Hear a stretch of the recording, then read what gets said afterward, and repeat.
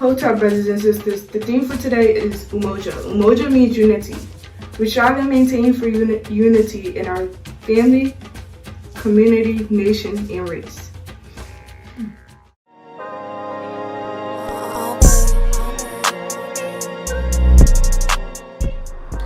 Philadelphia Freedom Schools.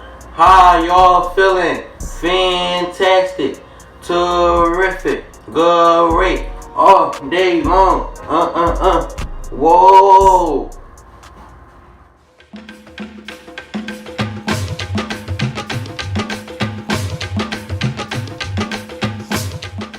My name is Aaron White. I'll be giving you libations this morning. We like to pour libations for the energy that woke us up this morning. Ashe. We like to pour libations for the gift, life, love, and learning. Ashe. We like to pour libations for our personal ancestors. You may now think of me or hurt. Ashe. We like to pour libations for our freedom fighters, such as Martin Luther King. Ashe. Rosa Parks. Ashe. Fannie Lou Hamer. Ashe. Hey, we're back with another ancestor. This ancestor is J.L. Chestnut. J.L. Chestnut Jr. was an author, attorney, and figure in the Civil Rights Movement. He was the first African-American attorney in Selma, Alabama. He was born December 16, 1930, and died September 30th, 2008. J.L. Chestnut. Our next righteous ancestor is Audre Lorde. Audre Geraldine Lorde was born on February 18, 1934 in New York City and went on to become a leading African-American poet and essayist who gave voice to issues of race, gender, and sexuality. Lorde was an American writer, feminist, womanist, librarian, and civil rights activist. She was a self-described black, lesbian, mother, warrior, poet who dedicated both her life and her creative talent to confronting and addressing injustices of racism, sexism, classism, heterosexism, and homophobia. We like to pour affirmation for all the freedom schools, Ashe. And lastly, we would like to pour affirmations for the baby at the council. One day they can come and complete our circle, Ashe. Ashe. Ashe.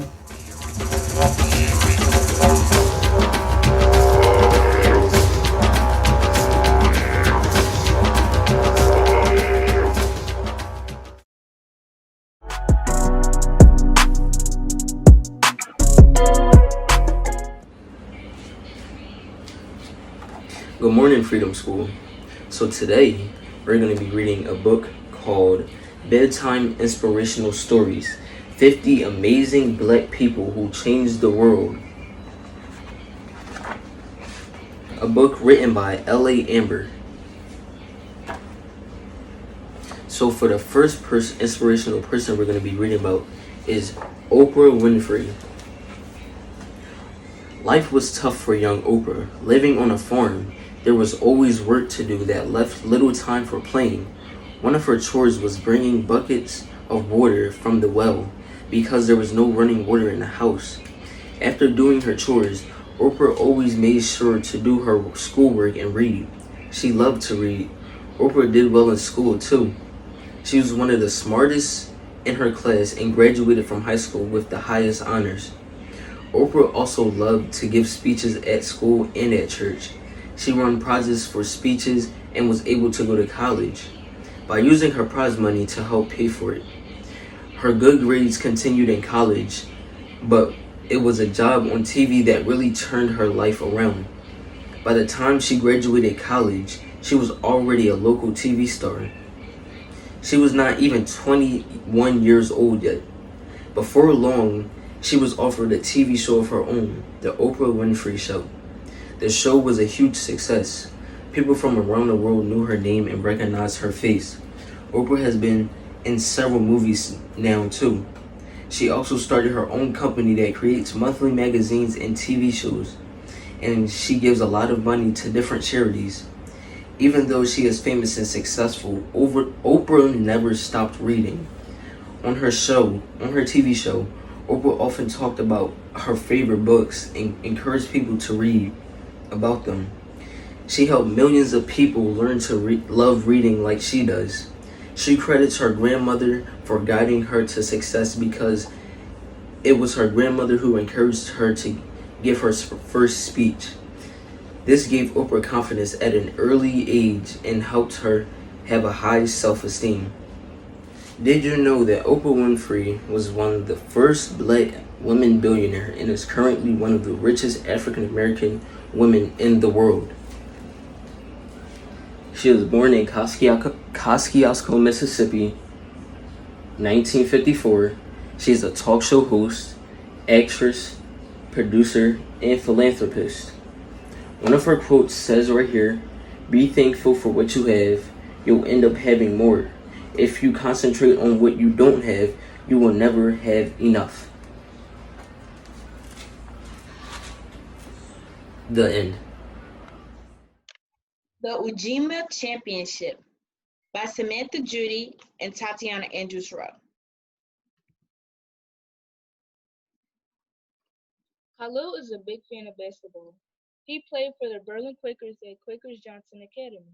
Khalil is very smart and super athletic. He had a game going on today after school. His dream was to become a basketball player in the NBA. Since he was 5 years old, his love for basketball grew stronger. Every day, all he wanted to play with his father was basketball. Today at school, Khalil and his teammates had an important game to determine if they get into the championship game. Khalil made every shot in his game. He gave it his all to win the game, and by the last second, he scored the last shot possible. Now that he helped his team win, they are headed to the championship. They are filled with joy and excitement and went out for victory pizza. The championship was in 2 weeks. Now that he won the game, all that was going through his mind was the championship. When it came to practice, he never worked with his teammates all by himself. The first week at practice, Khalil found different ways to leave his teammates off at practice. Yeah, he always said to himself that he is the only one that will actually win the game. Thursday night, Khalil practiced for the big game tomorrow, while everyone else worked together. Khalil was being the most stubborn. His teammates said, "Khalil, we won't play tomorrow if you don't work with us as a unit." Khalil always had the idea that he could do everything on his own. After everyone went home, Khalil's father came, picked him up from the gym. They headed home and had dinner as a family. That night, Khalil couldn't sleep at all. All he could think about was the big game tomorrow. As he tried to go to sleep, he dreamt about the game and his future self came upon him in his dreams. He and his future self then took a trip somewhere special. They traveled through time to show the future of what really happened when he and his teammates used Ujima to help each other for the big game. In the dream, his teammates and himself came with the game tactics to win the game. In his dream, his teammates and himself were getting along, but Khalil didn't think that would get his team anywhere to win the game. He still didn't believe that working together would be the trick for anything, especially winning a game. Future Khalil and present Khalil went further into time. Future Khalil showed present Khalil what it would be like if he didn't use Ujima with his teammates. He saw how his teammates he saw how his teammate was stubborn and just like Khalil, and it could cost him the game. His teammates only thought about their anger towards Khalil in the championship. Khalil became upset once he saw the outcome of not using collective work and responsibility. Khalil got up from his dream and then realized what a big mistake he made with himself and his teammates.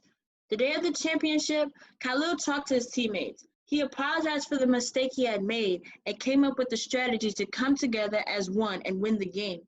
Using their Ujima, the team worked at their fullest potential to win the championship. It was then 5 seconds left of the game, and one of Khalil's teammates passed the ball to him to make the winning shot. He was feeling nervous, but then took a deep breath. He then took the final shot and scored. The game was almost tied with the score of home with 30 and away with 28. Everyone cheered and the team lifted Khalil on their shoulders and shouted his name. After that, they went out to celebrate at a nice restaurant. Lastly, Khalil went home relieved with a big smile and felt good about the big win today and realized what he should do always do when it comes to basketball and his team. He learned to always use Ujima, collective work and responsibility. Meaning that he should always take responsibility when it comes to personal conflict and to always work together as a team, even if you don't want to. The end. Hope you enjoyed our story.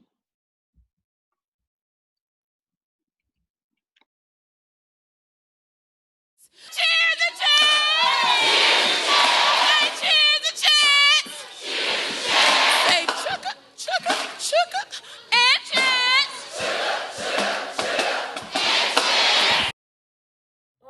All right. So we're getting into our next component of Harambee. And this component of Harambee is our chants and cheers. It's our chants and cheers. It's our chants and cheers. Okay, so chants and cheers. So we get into our chants and cheers. And our first chant is, this chant is on fire. This chant is red hot. When I say it's red hot, so this is a spicy chant. So this chant is for the spicy, the bold, the beautiful. This is red hot. So the chant goes, Freedom School is what? Red hot. Freedom School is what? Red hot. Freedom School is R-E-D with a little bit of H-O-T. Freedom School is R-E-D, red, H-O-T, red hot, red hot, red hot. I'm gonna do that for y'all again, okay? 2 times. It's 2 times we're gonna say that. So I'm gonna ask you, Freedom School is what? Red hot. Freedom School is what? Red hot. Freedom School is R-E-D with a little bit of H-O-T. Freedom School is R-E-D, red, H-O-T, red hot, red hot, red hot. Then I got a little bit more spice for y'all. A little bit more spice. It got a remix. And the remix goes R-E-D with a little bit of H-O-T. But that's okay, cause we red hot, red hot, red hot, red hot. R-E-D with a little bit of H-O-T. But that's okay, cause we red hot, red hot, red hot, red hot. That's red hot. It's red hot. Freedom School's red hot. So we're gonna do it one more time. Remember, pay attention. I'm gonna ask you twice. Freedom School is what? Red hot. Freedom School is what? Red hot. Freedom School is R-E-D with a little bit of H-O-T. Freedom School is R-E-D, red, H-O-T, red hot, red hot, red hot. Remix. R-E-D with a little bit of H-O-T. But that's okay, cause we red hot, R-E-D with a little bit of H-O-T. But that's okay, cause we red hot. Woo! Let's go back in, B. What is it from out? What is it from me? What a T, what a C, what a kid like that. Hey! Okay, let's go. Turn. I have a recognition. I said I have a recognition. I would like to recognize Sleek and Chic Hair Salon, a black-owned business that is creating a pop-up shop for other black-owned businesses that were affected during the pandemic to help them get back on their feet.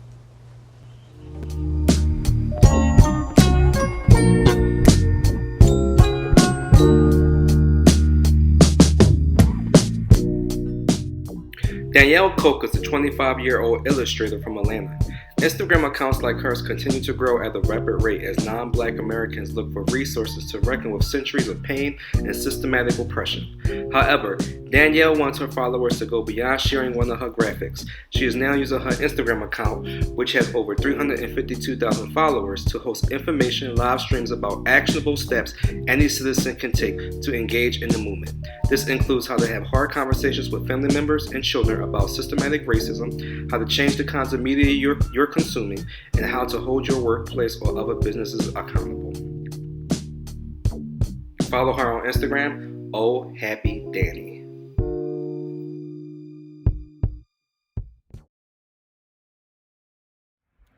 Hey family, this is Sister Dr. Kelly, and this is my rendition of the Black National Anthem.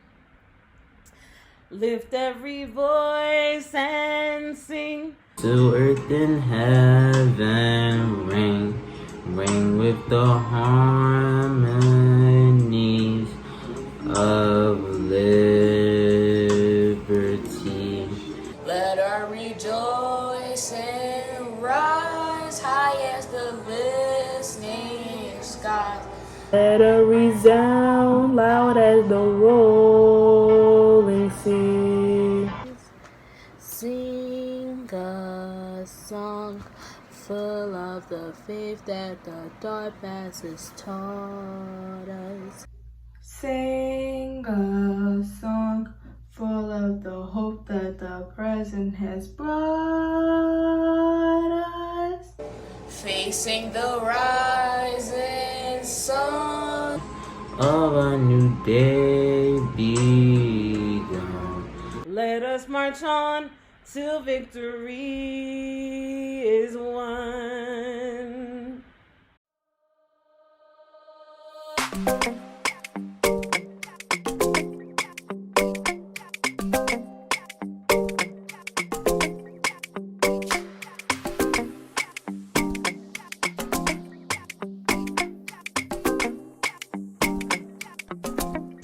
I'm William. Today I'll be doing ancestry.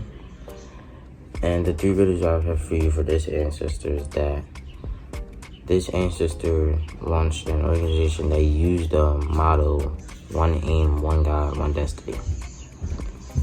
This ancestor envisioned a shipping and passenger line traveling between Africa and Americans that will be black. This ancestor believed in the back to the African movement. Who is he? Do not forget to send answers to the Ancestral Challenge at the email below, freedomschoolsankofa@gmail.com. So this week, it's a new Instagram challenge. Hey, find someone in your community that represent truth and snap a pic. Carry it at Freedom School Sankofa.